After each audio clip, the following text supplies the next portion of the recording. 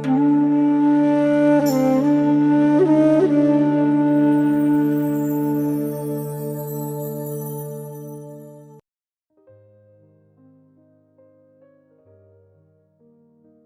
काली जी, आप सबका स्वागत है आज के सत्संग में, जहां हमें अवसर मिला है गुरु जी से ज्ञान सूत्रों को सुनने और जानने का। पिछले सत्संग में हमने 3 ज्ञान सूत्रों पर बात की थी। गुरु जी ने बताया था कि सूत्र क्या है, जैसे कि धागा। जैसे हम धागे को बुनते हैं, हमें अपने ज्ञान को भी बुनना होगा। पहले एक ज्ञान दूसरे तक ले जाएगा, दूसरा ज्ञान तीसरे तक। ऐसे ही धीरे धीरे हम अपने लक्ष्य की ओर बढ़ते जाएंगे, जो कि है अपने आराध्य से मिलना। पहला ज्ञान सूत्र है, ज्ञान के बिना भक्ति अधूरी है और भक्ति के बिना ज्ञान अहंकारी है। दूसरा सूत्र है, ईश्वर एक है और वो ही करता है, यही परम सत्य भी है। तीसरा ज्ञान सूत्र है, अध्यात्म में आगे बढ़ने के लिए गुरु का साथ जरूरी है। गुरु जी की बात माने ताकि हम अध्यात्म में गिरने ना पाए। इस कड़ी को आगे बढ़ाते हुए गुरु जी से ज्ञान सूत्रों को ध्यान से सुनते हैं और अपने जीवन को सही दिशा में आगे बढ़ाने के लिए प्रेरित होते हैं। मैं गुरु जी से रिक्वेस्ट करूंगी कि आज सत्संग में वे हमारा आध्यात्मिक ज्ञान और जीवन के महत्वपूर्ण पहलुओं के बारे में हमारा मार्गदर्शन करें। गुरु जी। ओम काली जी। तो जो हमारा पिछले अध्याय का तीसरा सूत्र था, उसमें हमने ये जाना कि ईश्वर से मिलने का जो मार्ग है वो गुरु की ही मार्गदर्शन में मिलता है, वो गुरु प्रसाद होता है। तो जो अगला सूत्र है वो यहीं से स्टार्ट होता है। हर सूत्र दूसरे सूत्रों को आगे बढ़ाता है। अगला सूत्र है कि जो गुरु प्रसाद के रूप में हमें मिल रहा है वो ही ज्ञान है, जो ज्ञान हमारे लिए कल्याणकारी है। ज्ञान जो कल्याणकारी है, जो ईश्वर के मार्ग पे हमें आगे लेके चल रहा है, उसी ज्ञान को हमने धारण करना है। जब तक ज्ञान को अपने जीवन में हम धारण नहीं करेंगे, तो जो भी हम ज्ञान ले रहे हैं वो हमारी भक्ति को आगे नहीं बढ़ाएगा। और अगर भक्ति आगे नहीं बढ़ेगी तो वो ज्ञान हमारे लिए अहंकारी हो सकता है। अहंकार से ही तो बच रहा है ना भक्त। जितना वो दीन की स्थिति में रहेगा, जितना सेवक की स्थिति में रहेगा, जितना वो विनम्र रहेगा, उतना ही वो ईश्वर के करीब जाता जाएगा। ईश्वर के उसको साक्षात दर्शन होना यही होता है कि उसकी सारी एनर्जी ईश्वर ही चलाने लग जाएगा, उसके पूरे जीवन को ईश्वर चलाने लग जाएगा। और जब ईश्वर की वो अनुभूति करेगा तो उसको आनंद की अनुभूति होगी कि ईश्वर मेरे करीब है। वही फीलिंग होता है कि ईश्वर के मेरे को दर्शन हो रहे हैं। मेरे ख्याल से यही बात सबसे बड़ी होती है कि अगर हम उस पॉजिटिव एनर्जी को फील करने लग गए तो मेरे को नहीं लगता और क्या चाहिए हमारे को। वो तभी फील होगी जब हमारा पूरी तरह से शुद्धिकरण होने लग जाएगा। जब तक शुद्धिकरण नहीं होगा आप नहीं कर पाएंगे फील। वो फीलिंग ही तो हमारी आत्मा का फीलिंग है ना, कि आत्मा पवित्र है। तो जो पवित्र है, जो ईश्वर है, उसको हम तभी अनुभव कर पाएंगे जब हम अंदर से और बाहर से पूरी तरह से शुद्ध हो जाएंगे। उन्होंने बोला ना कबीरदास जी ने, झीनी झीनी बीनी चदरिया। तो चदरिया जो है वो है हमारी शरीर, जो आत्मा को ढक रहा है। और वो झीनी है, बहुत ही पतली है, बहुत ही कोमल है। तो कबीरदास जी समझाते हैं कि ये जो मेरी चादर है, जो शरीर है, उसको मुझे इस तरह से बुनना है कि वो मैली ना हो जाए। जब मैं पैदा हुआ था तो वो शुद्ध थी, वो पवित्र थी। कबीरदास जी आगे इस कविता में कहते हैं कि ये जो चादर है ये ईड़ा, पिंगला और सुषुम्ना नाड़ी के सहयोग से बुनी जा रही है। उसमें वो चक्र की बात करते हैं और फिर आखिरी में वो ये कहते हैं कि मैं अपनी चादर को मैला नहीं होने दूंगा। जैसा मुझे ईश्वर ने दी थी वैसा ही मैं ईश्वर को समर्पित करके इस शरीर को छोड़ दूंगा, इस चादर को छोड़ दूंगा। इतनी सुंदर कविता का तात्पर्य यह है कि हम अपनी इस चदरिया को मैला ना होने दें। वो थे ना जुलाहा, बुनकर थे, वो वीवर थे, वो चादर ही बुनते थे। और फिर उन्हें ऐसा ज्ञान की प्राप्ति हुई कि जो भी उन्होंने बोला सारा ही सूत्र थे, एक एक सूत्र बोल गए, वो एक एक ज्ञान का सूत्र बोल गए।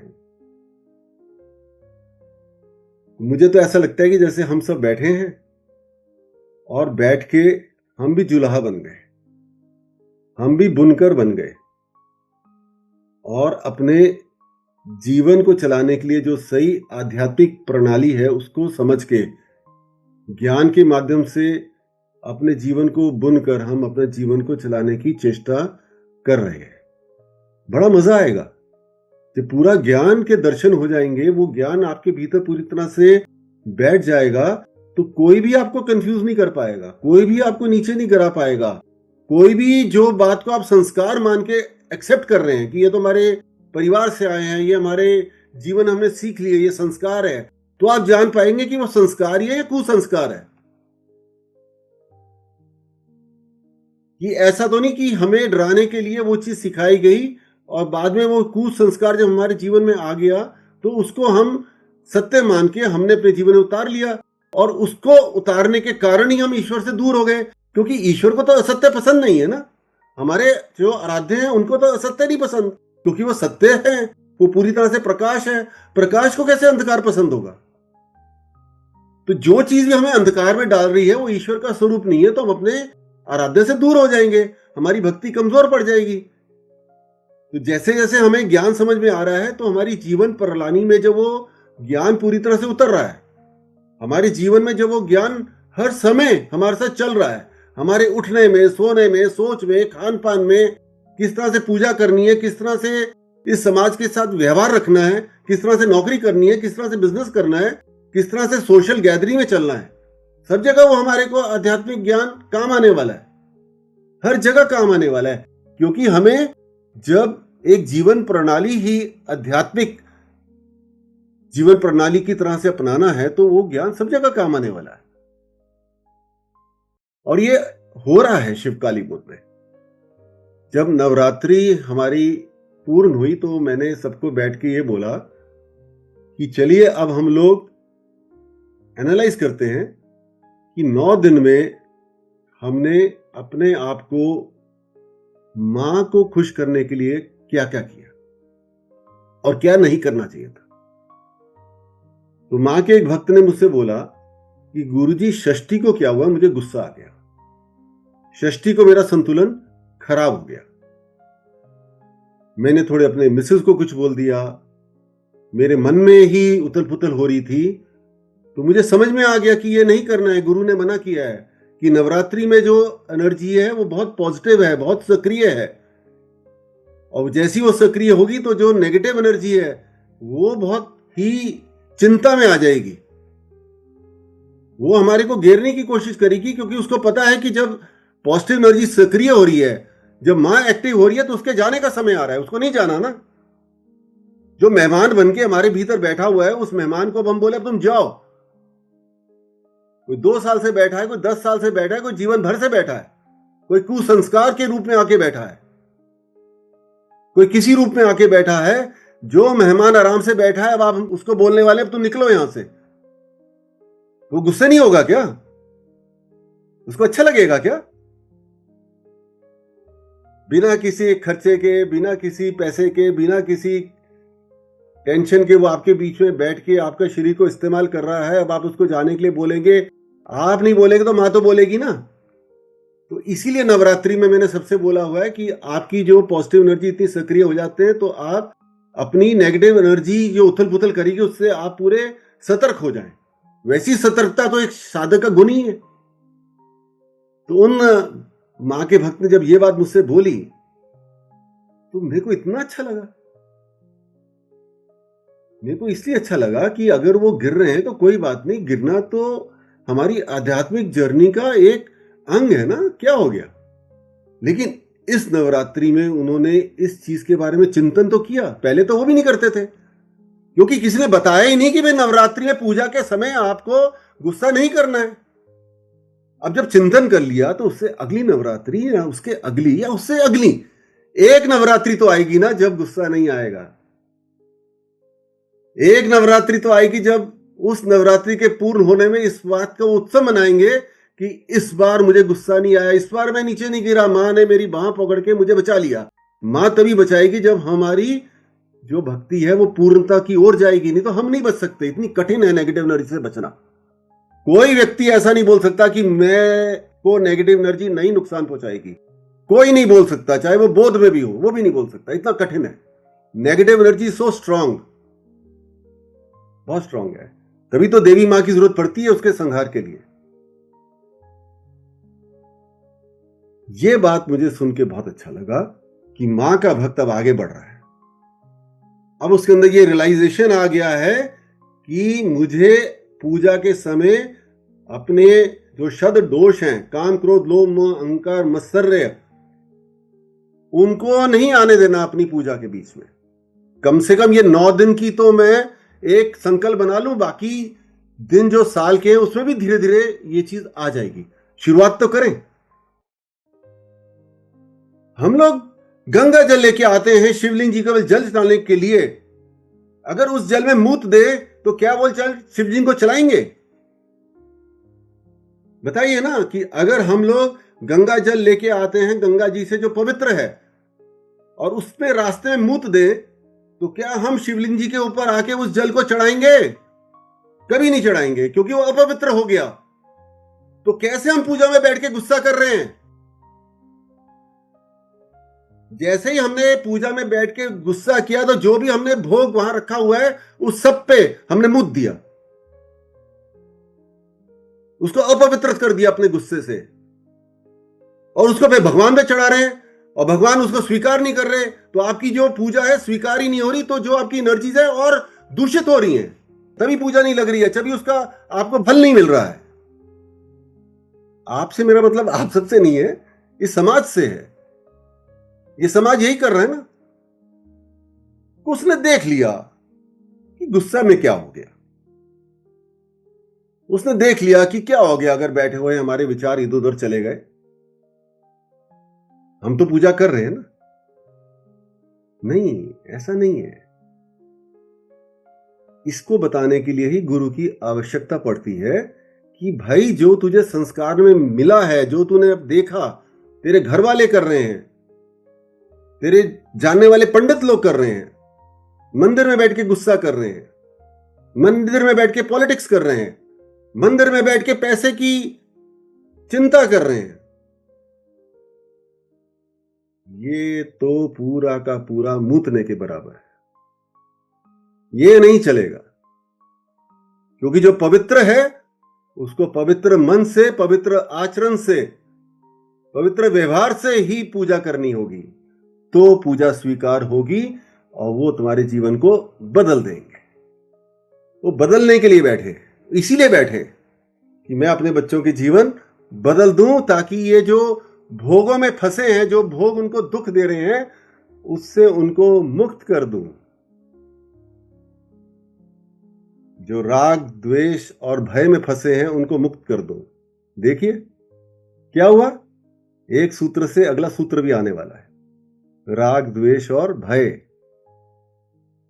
अगला सूत्र यही रहेगा, उसको समझेंगे। एक सूत्र दूसरे पे लेके जाएगा हमारे को। अपनी चदरिया हम बुन लेंगे, हम पवित्र हो जाएंगे,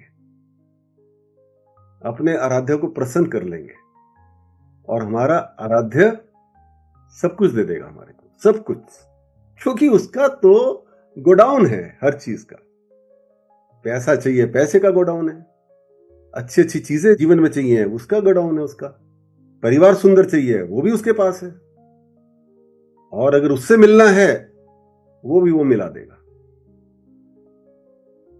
इसीलिए ज्ञान जरूरी है, क्योंकि वो ज्ञान कल्याणकारी है, वो आपका कल्याण करेगा, पूरी तरह से आपके जीवन को सुंदर बना देगा। ये है ज्ञान। और शिव कालीबोध में और भी कई जगह ऐसा हो रहा है। आज मेरी बात हो रही थी हरीश से, उसने भी यही बताया मेरे को, क्योंकि वो एक ब्राह्मण परिवार से है, देवप्रयाग से। तो बहुत सारी विडंबनाएं थी उनके वहां पे भी। आज भी वो जो कुसंस्कार है चल रहे हैं।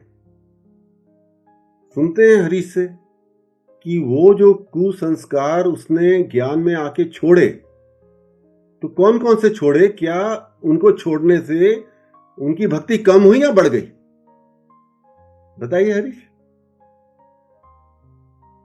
जी गुरु जी, बिल्कुल सही कहा आपने कि कुसंस्कार तो बहुत सारे हैं जो हमारे पूर्वजों से हम पे आए हैं। कुछ परिवार से आए हैं, कुछ समाज से आए हैं, और यहाँ आने के बाद वो आंखों से पर्दा हटा है, जैसे अंधकार का पर्दा हट जाता है। अब भक्ति पहले से बहुत ज्यादा अच्छी है। अब मन भी लगता है और अपने आप में झांकना भी आ गया है माँ की कृपा से। पहले गुरु जी कई सारे ऐसे कुसंस्कार हैं, जैसे हम पहले रामायण पढ़ते थे, मैं और मेरे दोस्त हम अखंड रामायण पढ़ते थे, लेकिन रामायण पढ़ रहे हैं, अगले दिन आकर के हम दोबारा उसी आचरण में हैं। ना राम जी जैसी मर्यादा अपनाई है, ना लक्ष्मण जी जैसी सेवा अपनाया है, ना माँ सीता जैसा शीतलता अपनाई है, ना हनुमान जी की जैसी भक्ति और समर्पण अपनाया है। तो फिर वो उस संस्कार में ही आया है। बहुत सारी और भी चीजें, जैसे दाह संस्कार के बाद गुरु जी 13 दिन तक घर में कोई पूजा नहीं होती है, ना दीपक जलता है, ना हम भगवान की पूजा करते हैं। यहाँ आने के बाद गुरु जी पता चला है, और है वो चीज है, सत्य है कि हम खाना खाना तो नहीं छोड़ते। जैसे गुरु जी कहते ही हैं आप कि अगर कोई मर जा रहा है या 13 दिन तक हम भी भगवान की पूजा नहीं कर रहे हैं, तो क्या हम खाना खाना छोड़ रहे हैं? हम नहीं छोड़ रहे हैं। लेकिन यह आज भी हमारे समाज में होता है कि अगर कोई दाह संस्कार से वापिस आता है तो 13 दिन तक पूजा पाठ कुछ नहीं करता। हंसी मजाक तक होता है, सब कुछ होता है, लेकिन पूजा पाठ नहीं करनी है। ये गुरु जी कुसंस्कार ही तो है, क्योंकि भगवान ने ये थोड़ी बोला है कि कोई चले गया है तो मुझे भूल जाओ। इसे तो नहीं भूलना चाहिए, ना ही पूजा करनी छोड़नी चाहिए, लेकिन हम ये करते हैं। एक और है जो ज्यादातर समाज में देखने को मिला है गुरु जी, मासिक धर्म जब स्त्री को आता है उस समय उसे मंदिर में जाने के लिए रोक लिया जाता है, किचन में जाने के लिए रोक लिया जाता है, घर में पूजा करने के लिए रोक लिया जाता है। तो गुरु जी ये भी कुसंस्कार ही है, क्योंकि उस समय तो स्त्री और भी पवित्र है, और उससे क्या फर्क पड़ता है कि उसके शरीर में क्या चेंजेस आ रहे हैं? वो तो एक गुण है वो चेंजेस, लेकिन वो फिर भी वो कुसंस्कार इस तरीके से बना दिया गया है कि ये अगर आया है तो आपको ये नहीं करना है। और हमने वो आंखें बंद करके अंधविश्वास में मान भी लिया है, क्योंकि हमारे पूर्वजों ने हमें बताया है। ऐसे गुरु जी काफी सारे हैं, जैसे सोमवार के दिन या मंगलवार के दिन आप नाखून नहीं काट सकते। बृहस्पतिवार के दिन बहुत जगह मैंने सुना है गुरु जी, बृहस्पतिवार के दिन आप लड़कियों को कहा जाता है कि आप बाल नहीं धोइए, आपके किसी अहित हो जाएगा। या शनिवार के दिन आप काला वस्त्र ना पहनिए, या बाल या नाखून मत काटिए। तो ये भी तो अंधविश्वास है, वो संस्कार ही है। अगर भगवान के दिन तो गुरु जी सारे ही हैं, सिर्फ मंगलवार को हनुमान जी एक्टिवेट थोड़ी है, तो सारे दिन एक्टिवेट है। लेकिन सिर्फ मंगलवार को हनुमान जी के स्पेशल होता है कि आज हनुमान जी का दिन है, आज नाखून नहीं काटने हैं, बुधवार को मैं काट लूंगा, बृहस्पतिवार को बाल नहीं धोने हैं, हाँ शुक्रवार को मैं धो लूंगा। दिन तो गुरु जी सारे ही भगवान के ही हैं।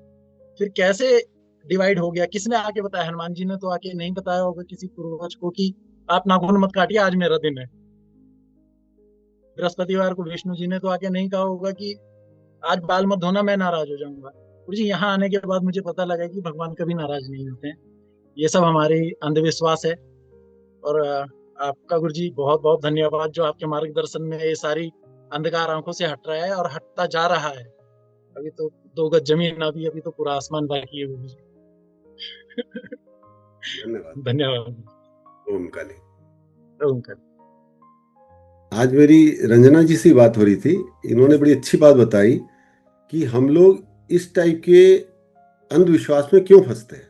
ये जो लोग हमें डराते हैं, जो भी अपने आप को धर्म का ठेकेदार मानते हैं, हम क्यों फंस जाते हैं? तो रंजना जी वो वाली बात बताएं आप सबको। ओम काले। हम जब भी कोई चीज ये करते हैं तो हम जो है ये सोचते हैं कि हम किसी चीज को पाने के लिए कर रहे हैं, तो हम भगवान की पूजा जो भी सारी ये सब चीजें करते हैं हम सोचते हैं अगर हमने ये नहीं किया तो हमें कुछ हो जाएगा। हमारी जो सिद्धि के लिए हम जिस भी चीज के लिए, जैसे उन्होंने कहा मंगलवार को ही नाखून नहीं काटने, बुधवार को काटने, क्योंकि ये हमारे को इस तरह से बताया गया है कि अगर आपने कुछ भगवान से पाना है तो ये नियम ही करने हैं आपको। तो कभी भी हमने अपने लाइफ में ये किसी से नहीं सीखा कि भगवान को पाना कैसे है। हम सब गीता भी पढ़ लेते हैं, रामायण भी जैसे सब पढ़ लेते हैं, पर उनमें एक्चुअली अपने आप को कितना अप्लाई कर सकते हैं वो नहीं कर पाते। हम हर चीज डर के और कुछ पाने के लिए करते हैं, और हमारे यहाँ हमेशा ही जो है हम भौतिक चीजों की तरफ ही अपना बढ़ते हैं कि हमें ये मिल जाए तो ही हम भगवान को पूजें। हम कभी भी ये नहीं कहते कि पहले भगवान मिल जाए फिर हमें अपनी बाकी चीजें आ जाए। धन्यवाद। तो हमको क्लियर होगी ना बात कि हम ज्ञान क्यों ले रहे हैं, क्योंकि जो भी ज्ञान हमारा कल्याण नहीं करेगा वो ज्ञान हमारे किसी काम का नहीं है। वो केवल हमें जो हमारे 3 चीजें जो हमें ईश्वर से मिलने से रोक रही हैं, राग, द्वेष और भय, उसको ही हवा दे रहा है। ज्ञान को मैं फाइनली इस तरह से कंक्लूड करूंगा कि जो ईश्वरीय ज्ञान है, जो सत्य है, जो मंगलकारी है, जो हमारी भक्ति को पूर्णता की ओर ले जाएगा, वो ज्ञान हमको अपने जीवन में पूरी तरह से धारण करना होता है। वो हर समय हमारे साथ रहता है, हर समय हमें पता रहता है कि हमें क्या करना है। कैसे पता चलेगा? क्योंकि जब वो हमारे जीवन का हिस्सा बन जाएगा तो वो अपने आप ही घटित होने लग जाता है। उसी की हम चेष्टा कर रहे हैं, उसी की ओर चल रहे हैं हम लोग। धीरे धीरे आप देखिएगा कुछ महीनों बाद वो अनायास आपके जीवन में घटित होने लग जाएगा। एक और एग्जांपल देता हूं। जब मैं हवन करता हूं उससे पहले सबसे एक बात जरूर कहता हूं कि आप जो हवन है उसी में अपना चित्त रखिएगा। दूसरा क्या कर रहा है उस पर अपना चित्त मत डालिए कि हम दूसरे को टोकने लग जाएं, दूसरे को बताने लग जाए तुम ऐसे मत करो। क्योंकि हमने कुछ सीख लिया, हमें लग रहा है कि वो सही है, वो सही होगा, लेकिन अगले ने भी कुछ सीखा है, वो भी तो सही हो सकता है। केवल हमारी ट्रेनिंग वैसी नहीं है, हमें लगता है वो सही नहीं है। इसको मैं एक और एग्जांपल से समझाता हूं कि जैसे हमारे यहाँ पे क्या हो रहा है कि जब हवन किए जाते हैं तो जो अंगूठे के साथ वाली उंगली है उसको टच नहीं किया जाता हवन सामग्री पे, ऐसा बताते हैं। उसके बहुत सारे रीजन है, कुछ हो सकता है सही भी हो, उसकी गहराई में जाने की जरूरत नहीं है। मैं नहीं टोकता किसी को कि अगर आप ऐसा करना चाहते हैं आप करिए। मेरे हिसाब से तो सारी उंगलियां बराबर हैं, आप सभी उंगलियों को हाथ लगा के भी हवन सामग्री अर्पण करें, आप 2 उंगली से भी कर लें, इट डजंट मैटर। अगर मैं ये कह रहा हूं कि जो आप कर रहे हैं इस अंगूठे की बगल वाली उंगली को हवन सामग्री में टच नहीं कर रहे हैं, वो ठीक है, वो मैं नहीं करता। आप करना चाहते हैं आप करिए, बिकॉज मेरे हिसाब से वो मुख्य बात नहीं है। मुख्य बात यह है कि मेरा जो चित्त है, मेरा जो भाव है, वो पूरा ईश्वर पे केंद्रित है या नहीं है। हम हवन में बैठ के गॉसिपिंग कर रहे हैं, हम सत्संग में बैठ के कोई दूसरी बातें कर रहे हैं, हमें उसका महत्व ही समझ नहीं आ रहा ना। वो गलत है ना कि हर काम के लिए समय निर्धारित है, हर काम के लिए समय निर्धारित है ना। जब हमें एक सोशल गैदरिंग में बैठ के गप्पे मारनी होगी तो मार लेंगे। अभी तो हम लोग हवन में बैठे हैं, अभी हम हवन करके रहे हैं। यही जब चीजें आपके अंदर आएंगी, ये भी ज्ञान का हिस्सा है। क्योंकि हम सोच रहे हैं कि हवन कर रहे हैं, हम कोई बात कर रहे हैं, कोई फर्क नहीं पड़ता। अरे हमने आह्वान कर दिया है, हमने आह्वान के मंत्र पढ़ दिए हैं, उस अग्नि में ईश्वर प्रकट हो चुके हैं, दिखी तो नहीं रहे हैं, प्रकट हो गए, इसलिए तो शुद्धिकरण हो रहा है। हर हवन के बाद हर शिव कालीबोध साधक है आगे बढ़ रहा है, नकारात्मकता निकलती जा रही है ना, हो रहा है ना ये सब।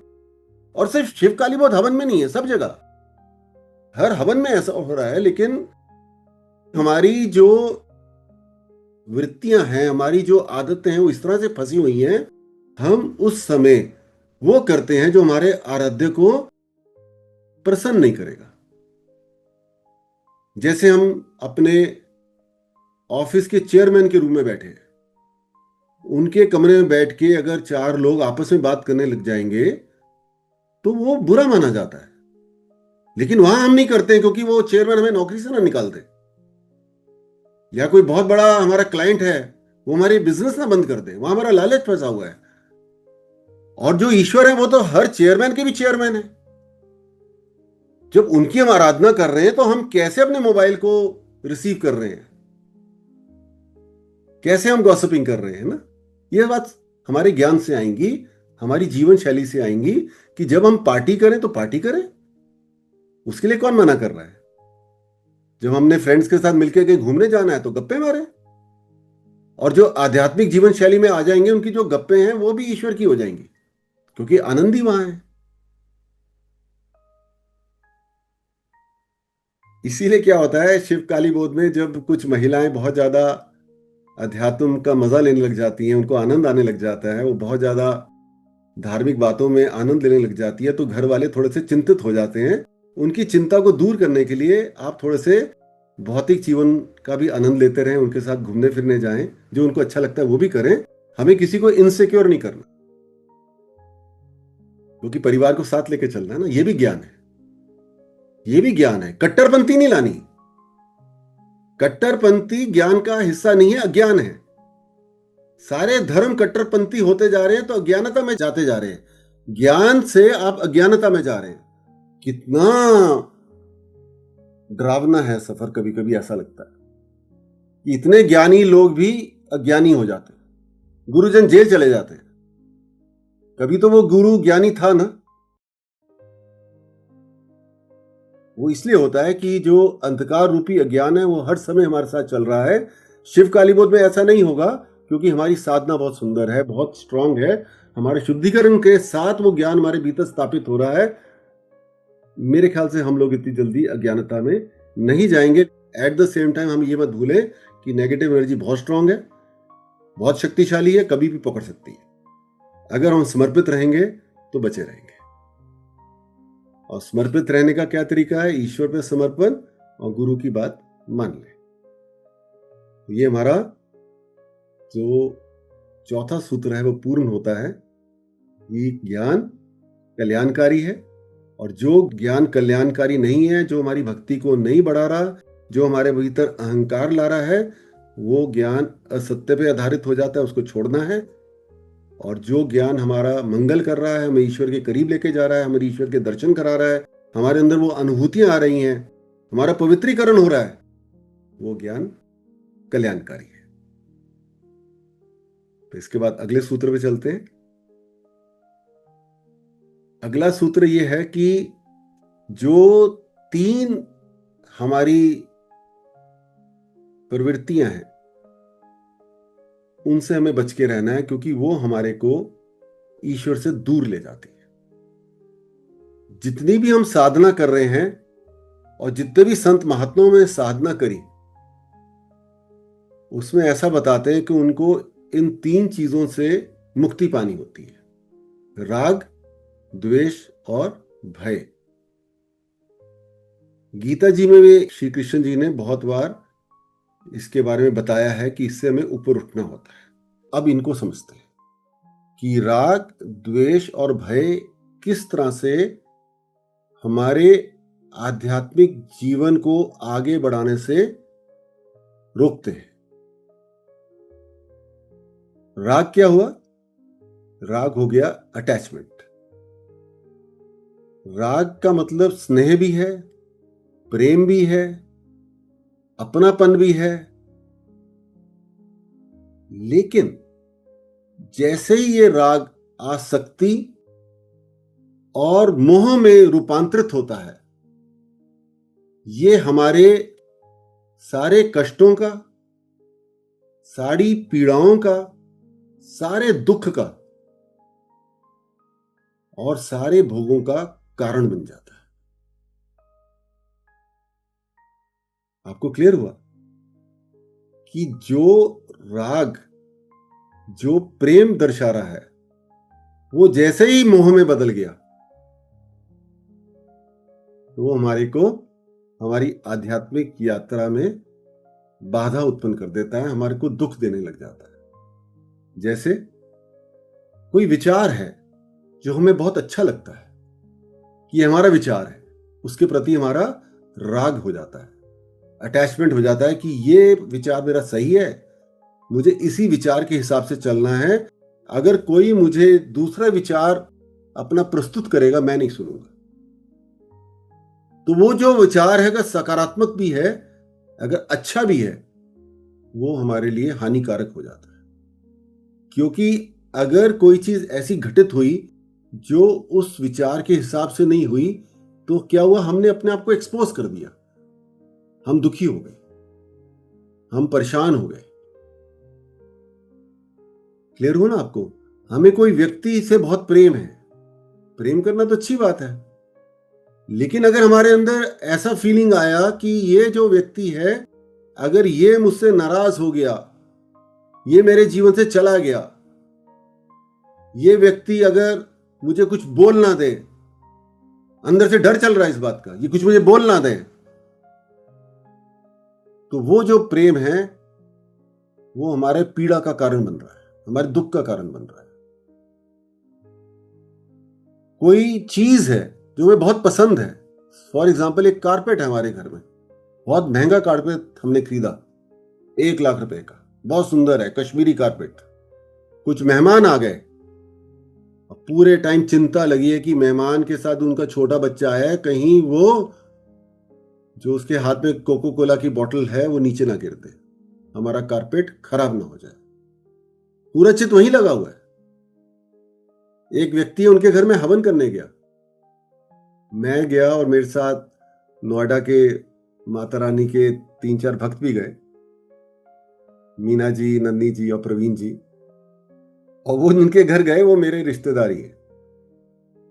और वहां मैंने क्या देखा, हम हवन कर रहे हैं तो मेरे जो वो रिश्तेदार है उनका पूरा चित्त पूरे समय अपनी टाइलों पे था कि वो टाइलें काली ना पड़ जाए, जबकि हमने पूरी प्रबंध कर रखा था अच्छे से, मिट्टी से उनको ढक के फिर कुंड रख के अच्छे से हवन कर रहे थे कि कोई दिक्कत नहीं आनी चाहिए। और मैं बैठा देख रहा था क्योंकि मेरे सामने बैठे थे, पूरे टाइम बेचारे टाइलों को देख रहे थे। तो हवन की कोई स्वीकृति नहीं हुई। उसके बाद ना उनके जीवन में कोई परिवर्तन आया, ना हम दोबारा से हवन करने गए, ना वो हमारे यहां ज्यादा आए, क्योंकि पूरा का पूरा चित्त तो भगवान में ना होके टाइल में था। एक बहुत सुंदर कहानी सुनाता हूं आपको। जब राम जी अयोध्या लौटे तो सारे के सारे नगर के जो लोग थे वो रोड के दोनों तरफ खड़े हो गए उनके स्वागत के लिए। बहुत भीड़ लग गई और राम जी की सवारी आ रही है और सारे बड़े प्रसन्न हो रहे हैं, खुश हो रहे हैं, कोई रो रहा है, कोई आनंद मना रहा है, कोई नृत्य कर रहा है कि राम जी आ गए। एक महिला अपनी बहू के साथ भी वहां खड़ी थी और वो जो सास थी अपनी बहू को देख के बोली, अरे तू तो बड़ी अभागी है, मुझे दिख नहीं रहा, इतनी भीड़ में तेरा पल्लू जो है वो नीचे आ गया, पल्लू तो ठीक कर। बहू बोली, सास अभागी तो तुम हो, पूरा नगर तो राम को देख रहा है, तुम मेरे पल्लू को देख रही हो।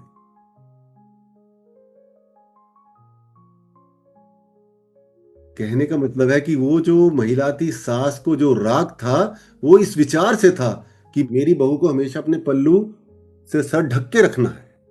उस राग में फंस के, उस विचार के राग में फंस के वो राम जी की उपस्थिति का आनंद ही नहीं ले सकी, वो वहीं फंसी हुई थी। तो ये राग तो बड़ा ही भयंकर है। इसीलिए बुद्ध ने भी जब अपनी जर्नी करी, पीड़ाओं से मुक्ति पाने का मार्ग ढूंढा, तो उनको भी यही समझ में आया, ये जो राग है ये देता तो हमें खुशी है, किसी से प्रेम करना भी खुशी है, कोई अच्छा विचार भी खुशी है, कोई अच्छी चीज को प्राप्त करना भी खुशी है, लेकिन वो तो अस्थाई है। आगे चल के वो खुशी हमारे दुख का कारण बन जाएगी, और जैसी वो दुख का कारण बनेगी तो हमारे अंदर भय आ जाएगा, क्योंकि हम उसको खोना नहीं चाहेंगे, है ना, कि अगर खो दिया तो दुख होगा। तो उस राग के साथ जो सकारात्मक है, हमारा दुख आ रहा है, इसका मतलब ये नहीं कि हमने राग को छोड़ के प्रेम नहीं करना। वो क्या करना है मैं वो अगले सूत्र में बताऊंगा आपको। अभी पहले हम ये समझते हैं कि ये राग, द्वेष और भय हमें कैसे भक्ति में आगे बढ़ने से रोकता है। अब द्वेष क्या हुआ कि किसी भी विचार, किसी भी व्यक्ति, किसी भी परिस्थिति, किसी भी चीज के प्रति मन में घृणा का भाव, ये मुझे अच्छा नहीं लगता, ये सही नहीं है, ये व्यक्ति अच्छा नहीं है। और उस परिस्थिति का जब सामना करना पड़ता है, ऐसे विचार आके कि मुझे उसको फेस करना पड़ेगा, उस परिस्थिति को फेस करना पड़ेगा, उस व्यक्ति को फेस करना पड़ेगा, मुझे ऐसी चीज करनी पड़ेगी, हमारे अंदर भय आता है। वहां पे भय आ रहा था राग में कि हम उसको खो ना दें, वो चीज चली ना जाए जीवन से। और यहां भय आ रहा है उसका सामना करने में। तो जो द्वेष है वो तो है ही नकारात्मक, वो तो है ही हमारे दुख का कारण। तो दोनों ही हमारे दुख का कारण बन रहे हैं, और दोनों से ही जो स्थिति आ रही है हम अंदर भय की, वो भी हमें दुख प्रदान कर रहा है। जो भी संत महात्माओं की आध्यात्मिक यात्रा है और हम जैसे पारिवारिक लोगों की जो आध्यात्मिक यात्रा है, उस यात्रा में हमें यह समझना है कि जब ईश्वर एक है, हमने समझा था ना ज्ञान सूत्र 2 में कि ईश्वर एक है, वही करता है। जब ईश्वर ही करता है तो मेरे जीवन में जिससे मैं प्रेम कर रहा हूं या कर रही हूं, वो व्यक्ति मेरे जीवन से अगर जाना होगा तो चला जाएगा, और अगर नहीं जाना होगा तो कभी नहीं जाएगा। तो मैं किस बात का भय करूं? जो चीज मुझे मिलनी है मुझे मिल जाएगी। मैं इतनी ज्यादा कामना क्यों करूं किसी चीज की कि मुझे ये चीज तो चाहिए, ये गाड़ी तो चाहिए मुझे, ये घर मुझे ऐसा चाहिए। ये भी राग में आ रहा है ना, मुझे ऐसा सुंदर मकान चाहिए, मुझे ऐसी सुंदर बहू चाहिए। जो आपके भोगों का फल है जिस हिसाब से, वो आपको मिल जाएगा। और क्योंकि आप साधना भी कर रहे हैं, आप भगवान के करीब भी जा रहे हैं, तो जो होगा और अच्छा होगा।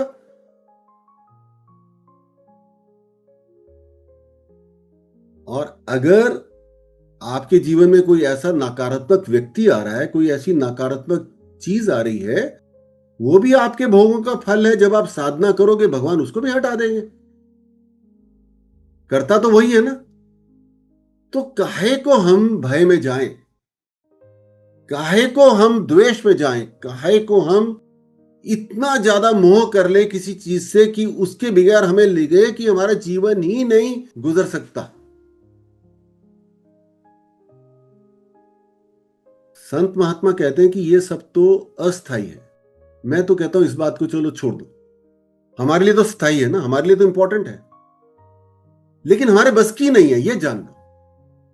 हम उसको नहीं कंट्रोल कर पाएंगे, हम उसको नहीं रोक पाएंगे, वो हमारे हिसाब से नहीं चलेगी। चलाने वाला ईश्वर ही है, ये सत्य है, मान लो ना आप लोग। जैसे ही मान लिया तो मुक्त हो गए। वो मुक्ति के लिए साधना कर रहे हैं हम लोग।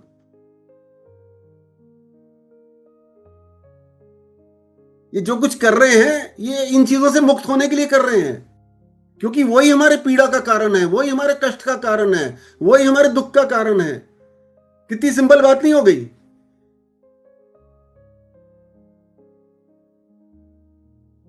कि जैसे ही मुक्त हुए वही समाधि है, वही एनलाइटनमेंट है, वही निर्वाण है कि हम तो मुक्त हो गए, ना किसी राग में फंसे, प्रेम कर रहे हैं। प्रेम तो बहुत है, क्योंकि वो तो हमारी मां का स्वरूप है। जैसी मां की आराधना करेंगे, काली की आराधना करेंगे, प्रेम से तो बच ही नहीं सकते। और बचना भी किस लिए? नीरस थोड़ी होना है किसी ऐसे व्यक्ति के साथ जो परिवार छोड़ के चला गया। वो तो हमारा मार्ग ही नहीं है।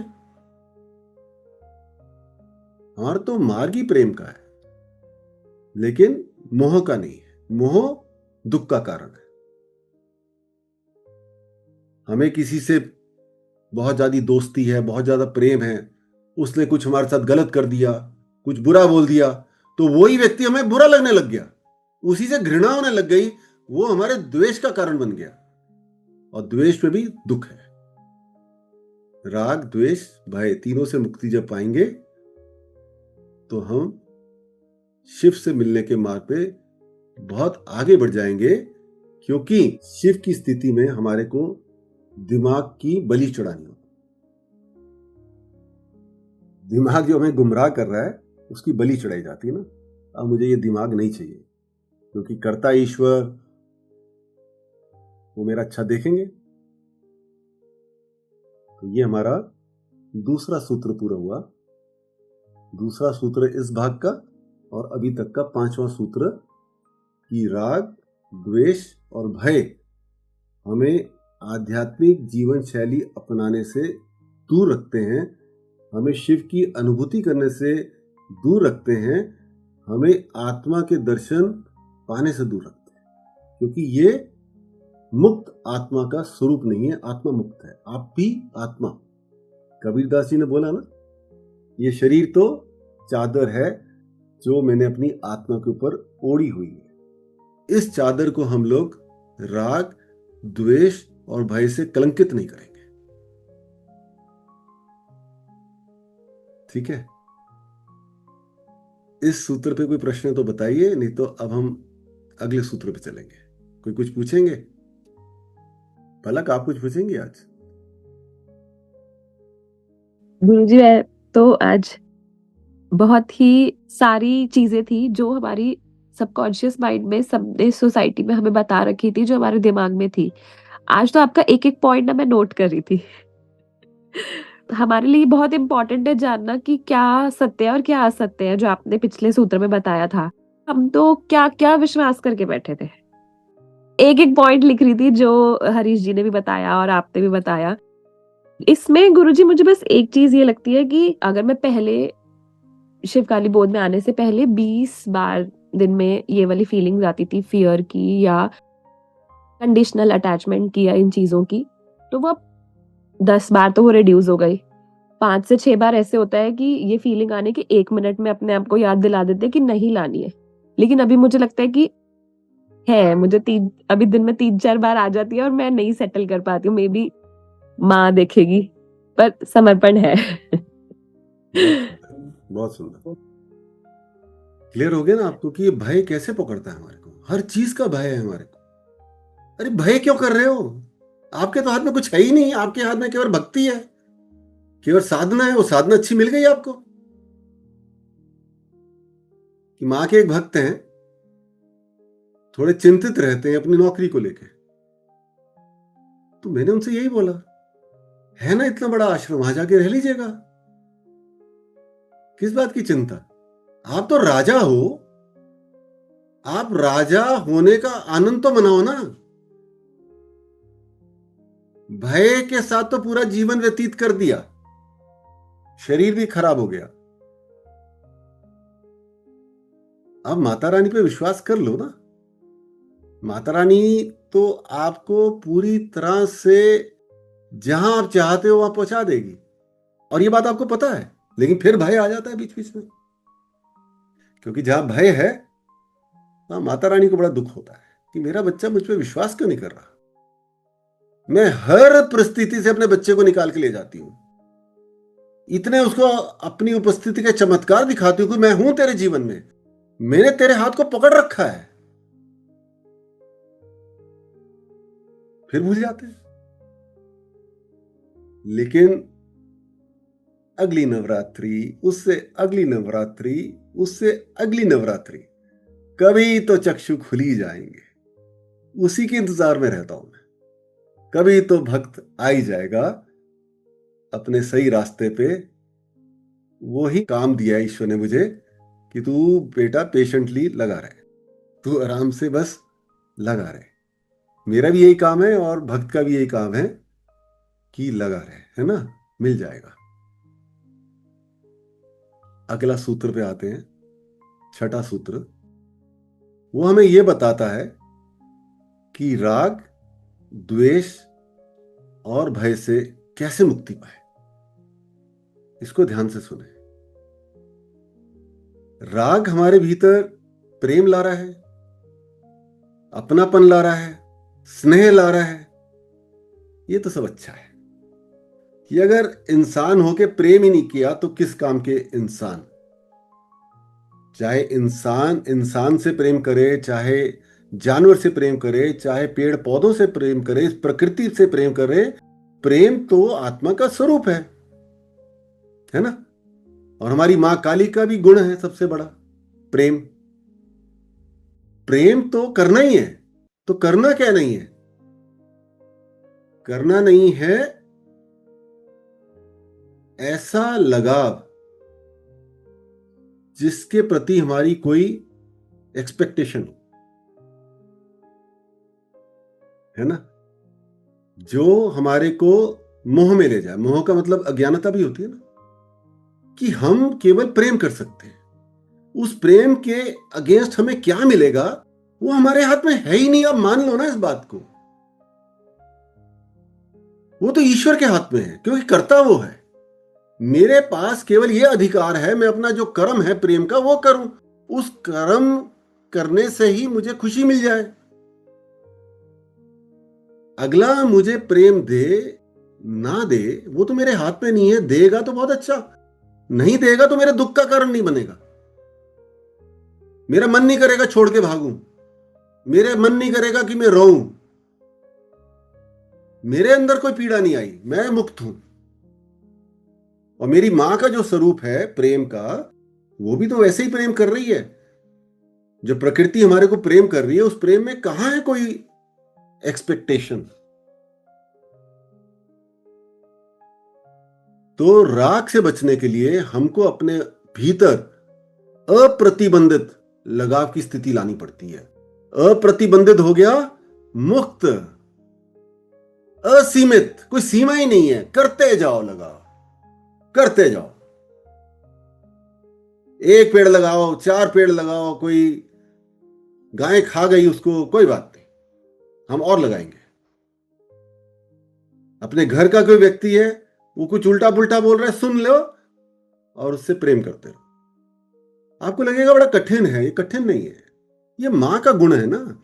मां दे देगी, आप मांग लो मां से। जब आपकी जो ईड़ा नाड़ी की एनर्जी संतुलित होगी, वहां पे जब एनर्जी का फ्लो अच्छा बनेगा, आप देखिएगा आप इतना प्रेम से भर जाओगे कि आपको लगेगा मुझे तो उसको बांटना है। आप बांट ही तो रहे हो। अगर लोग मुझे कहते हैं कि आप गुरुजी इतना प्रेम कर लेते हो, आप इतना एक्सपेक्टेशन से दूर रहते हो, उसका कारण यही है कि मां इतना दिया जा रही है, अब तो बांटना ही है ना।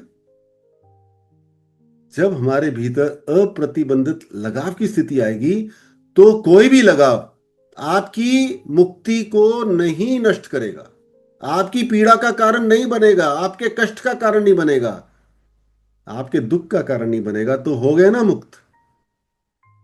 भागना नहीं पड़ा, भगवा पहना और भग लो। परिवार छोड़ो, माता पिता को छोड़ो, अरे कैसे छोड़ो, अगले जन्म में फिर आना पड़ेगा।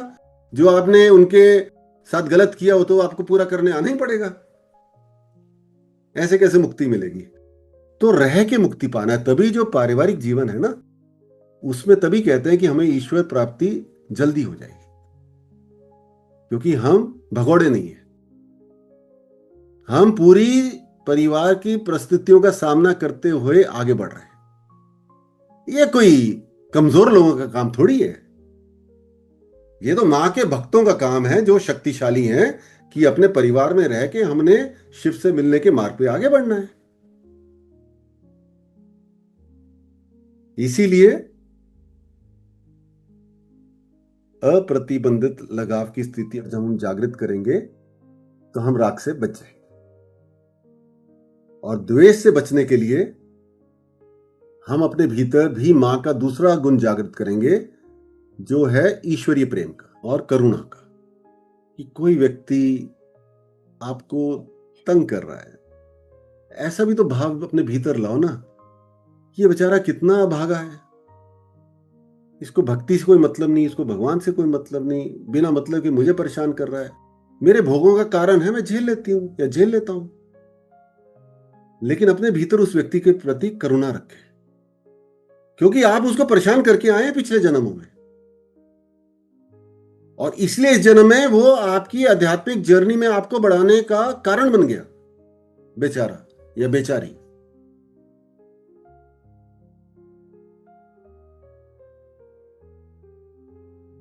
समझे? क्योंकि जब बहुत दुख हुआ, जब बहुत परेशानी आई, तो ईश्वर मुखी बन गए ना।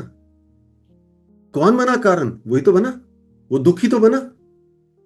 इतना सुंदर ईश्वर ने पूरा का पूरा रचना करी है कि अपने भक्तों को अपने प्रति भक्ति भाव में लाने के लिए उन्होंने उनके भोग ऐसे कर दिए कि वो ईश्वर मुखी हो गए। कितना प्यार करते हैं ईश्वर आपसे, क्योंकि ये सबके लिए है ही नहीं ना, ये मार्ग सबके लिए है नहीं। आप देख रहे ना कितना प्यार करती है मां हमारे से, कैसी कैसी परिस्थितियों से हमें लेके आ रही है। और ये कोई अभी 3-4 महीने साल भर की बात नहीं है, 2 साल की, जब से आप एसकेबी में है, पहले से है। पहले से पूरा का पूरा मां का प्लान चल रहा है। क्योंकि सबको ये बात समझ में भी नहीं आएगी, ठीक है? तो द्वेष के ऊपर विजय प्राप्त करने के लिए, कोई मुझे चीज पसंद नहीं, कोई मुझे व्यक्ति पसंद नहीं, कोई मेरे विचार पसंद नहीं, उसके लिए हम अपने भीतर ईश्वरीय प्रेम और करुणा की गुण को जागृत करें। किसी और का विचार है, मान लेते हैं। जरूरी थोड़ी कि हमारा विचार ही सही है। जैसे बच्चे लोगों को अपने ऑफिस में कोई प्रेजेंटेशन देनी पड़ती है तो एंजाइटी अटैक हो जाता है, ये सोच के कि ये कुछ बुरा हो ना हो जाए, मैं भूल ना जाऊं, क्योंकि वो चीज उसको अच्छी नहीं लग रही, वो द्वेष के कारण से आ रहा है भय।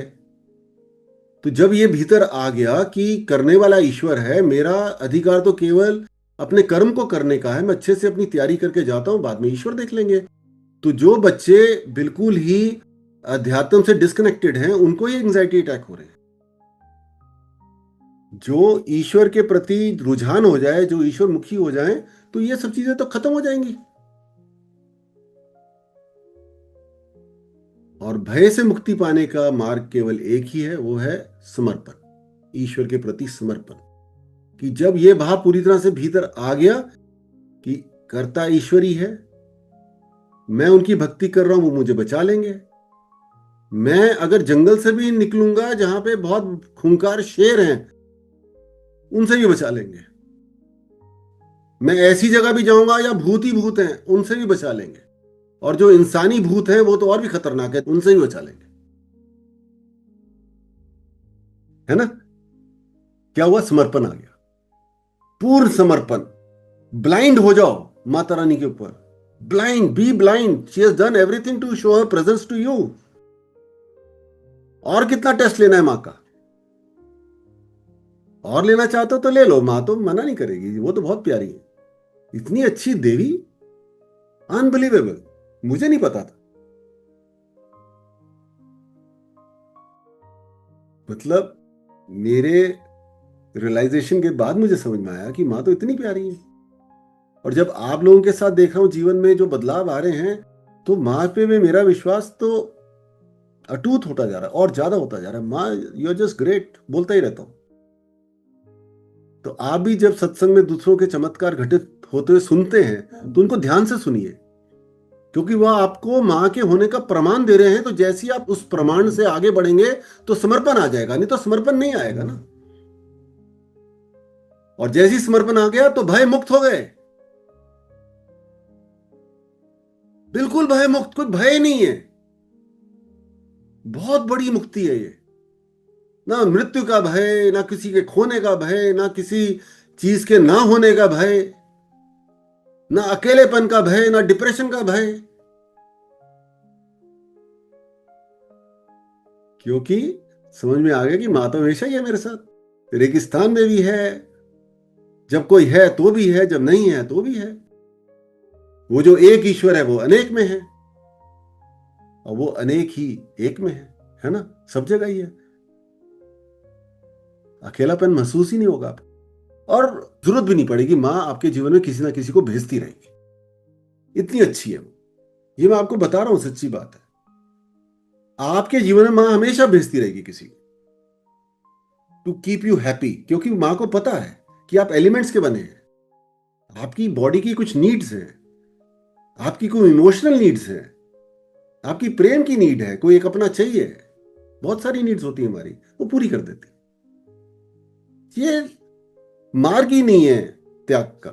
त्याग कर लिया आपने पिछले जन्मों में, वो त्याग किया तभी तो यहां तक पहुंचे। अब थोड़ी त्याग करना है, हमें करना ही नहीं है त्याग। मां से बोल दीजिए हमें नहीं करना त्याग, हमें तो सब कुछ अनुभव करते हुए, इस जीवन का आनंद लेते हुए, गाड़ी का सुख लेते हुए, मकान का सुख लेते हुए, हर चीज का सुख लेते हुए, अच्छे परिवार का सुख लेते हुए, मां हमने शिव से मिलना, ये हमारी आपसे जिद है, वो कर दे।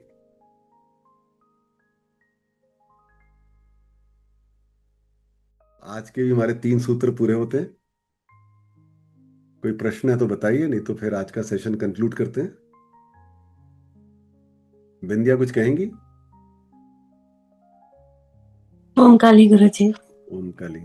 जो आपने बताया ना द्वेष, बाकी हर चीज मैं समझ पा रही हूँ, लेकिन वो द्वेष में मैं जिन 2 लोगों को मैं नहीं आगे बढ़ पा रही हूँ, वो कैसे करना है अभी समझ आया। मैं ट्राई कर। एक ही डाउट था गुरुजी कि आपने जितना बोला, शायद मैं अपने तरफ से कभी द्वेष नहीं करना चाहिए किसी को भी, लेकिन जैसे हमारे परिवार में, जैसे अपने बच्चे या फिर जो भी अपने परिवार के हम जिनसे राग रखते हैं या उनको तकलीफ हुई, तो कुछ लोगों को मतलब एक या 2 ही जन हैं जो इतने सालों में लगा कि उनके वजह से हमारा बहुत नुकसान हुआ। तो मैं आगे होके उनसे नहीं बात करती थी, लेकिन ऐसा नहीं है कि वो बात करते हैं तो मैं नहीं बात करती हूँ वापस। तो द्वेष तो मैं शायद नहीं कर रही हूँ उन्हें, लगता था, लेकिन मैं आगे होके कैसे उनसे बात करूं, ये मुझे डर रहता था। तो मैं उनसे हमेशा अवॉइड करती थी उन लोगों को, कि मैं उन दोनों लोगों से मैं नहीं मिल पाऊंगी। तो वो कैसे करना है, कल से मैं थोड़ा ट्राई करूंगी, सोच रही थी गुरुजी। बहुत सुंदर। ट्राई करना कोई जरूरी नहीं है, ऐसा कुछ नहीं है। जिन्होंने नुकसान किया वो तो आगे भी नुकसान करेंगे। जो सांप है वो तो अपनी नेचर नहीं छोड़ेगा ना, जो असुर है वो अपनी नेचर नहीं छोड़ता है। तो आपको असुर को भाग भाग के दोस्ती नहीं करनी, ये कोई अध्यात्म नहीं सिखा रहा आपको। आपको अध्यात्म ये सिखा रहा है कि आप उनको क्षमा कर दें, क्योंकि वो भी आपके भोगों का ही रिजल्ट है, जिसके कारण उन्होंने आपका कुछ नुकसान कर दिया। और नुकसान तो अध्यात्म में कुछ होता ही नहीं है, वो नुकसान आपको जीवन में और जगह पे आगे ले गया, बहुत कुछ अच्छा मिल गया आपको। उस बारे में आप चिंता मत करिए। नुकसान शब्द ही गलत है एक साधक के लिए, लेकिन वो गलत है, उनकी ऐसी प्रवृत्ति है, तो आपको उनके पीछे नहीं भागना। आप उनको क्षमा कर दो कि ठीक है, मैंने मन में क्षमा कर दिया। आप फोन करोगे, मैं सुन लूंगी। मुझे आपको फोन करने के करना क्या है, मैं अपनी एनर्जी ईश्वर के कार्य में लगाऊंगी, ईश्वर की साधना में लगाऊंगी, अच्छे लोगों को माँ के बारे में बताने में लगाऊंगी। इतना कुछ तो करने के लिए है, उनके पीछे क्या भागना। तो ऐसा मत सोचिए, बस क्षमा कर दीजिए। ये क्षमा की तो भावना हमारे भीतर आनी चाहिए ना। किसको हम दोष दें ना। क्लियर हो गया ना आपको? अगर उन्होंने कुछ गलत किया, गलत तो किया ही नहीं, गलत तो आपको लग रहा है, क्योंकि इस जन्म में आपको गलत लग रहा है, पिछले जन्म में आपने कुछ किया होगा, तो आप तो मुक्त हो गई। ये बहुत सारी, मैं आपको एग्जांपल्स बताऊंगा। एक महिला है शिव काली बोल में, उनको मैंने यही बोलता था कि जो व्यक्ति आपको परेशान कर रहा है, आप चुप रह के झेल लीजिए और मन में करुणा लाइए उसके प्रति, मन में क्षमा की भावना लाइए। अपनी साधना अच्छे से करिए, क्योंकि जब तक आपका आगे चक्र और विशुद्धि चक्र क्लियर नहीं होगा, आप उस क्षमा भावना को और उस करुणा भावना को पूरी तरह से कार्यान्वित नहीं कर पाएंगे। वो मेंटल रहेगी, वो दुगलापन रहेगा कि कर भी रहे हैं, सोच रहे हैं हम कर रहे हैं, हो तो रहा नहीं है। तो जब अंदर आपके पूरी तरह से स्थापित हो जाएगा और आपके जब भोग का जो रिजल्ट था वो कंप्लीट हो जाएगा, तो वो व्यक्ति की भावना आपके प्रति बदल भी सकती है। और ऐसा ही हुआ है। आपको मेरी बात हुई? उस भोग को काट लो चुपचाप, खुशी खुशी। मां है ना, मां काट देगी, ज्यादा तकलीफ नहीं होगी आपको। तभी शिव से मिल पाओगे। जब तक सारे भोगों से मुक्त नहीं होगे, शिव से नहीं मिल पाओगे। जैसे आज कुसुम लता जी ने कहा, उनके मां के दर्शन कर रहे हैं। जब पूरे भोगों से मुक्त हो जाएंगे तो हो सकता है मां के दर्शन भी हो जाए। वो हो जाते हैं। क्लियर हो गया आपको मेरी बात? तो आज के सत्संग को कंप्लीट करें, समय हो गया। मीना जी, आप कंक्लूड कर दीजिए।